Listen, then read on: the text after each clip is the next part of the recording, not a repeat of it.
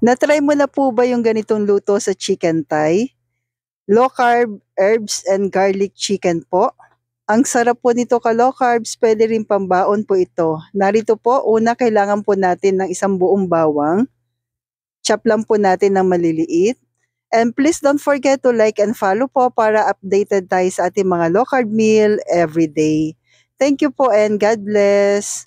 Then after natin mailagay yung ating bawang, add po tayo ng olive oil, 2 to 3 tablespoon po.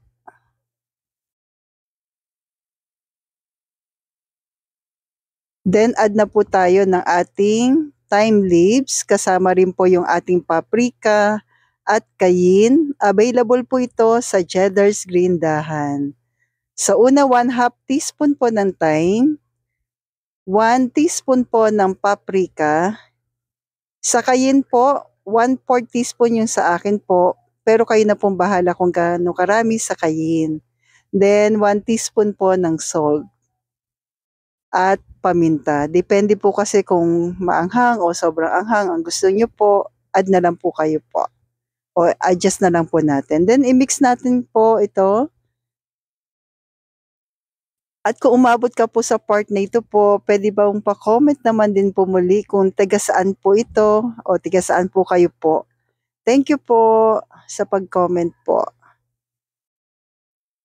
Then after natin mix, yan, lagay na po natin sa ating chicken thigh, isa-isa po, bago natin ilagay sa non-stick po na pan. Bala ko sana ito i-oven, pero naisip ko po na baka marami po na wala pang oven.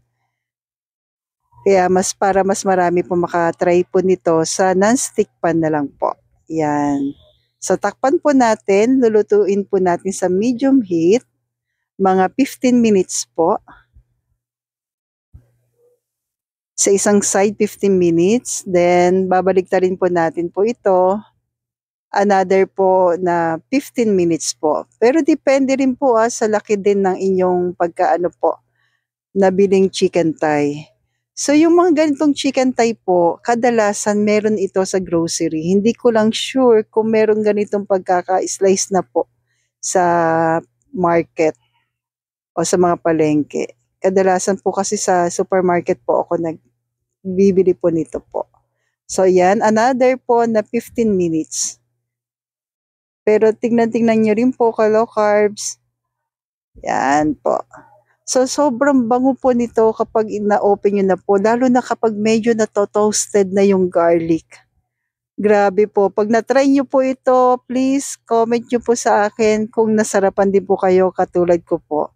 So, try nyo na po. Pwedeng panghandaan, pwede rin pangbaon po. So, ito yung aking first meal. Ang napakasarap po na herbs and garlic chicken po. So, try na natin ilagay po sa isang lalagyan. So, sa 6 pieces po, kung omad po kayo, pwedeng-pwede na po yan. Nakakabusog na ng grabe. So, stay healthy, stay local po, pero timad po ako. Thank you!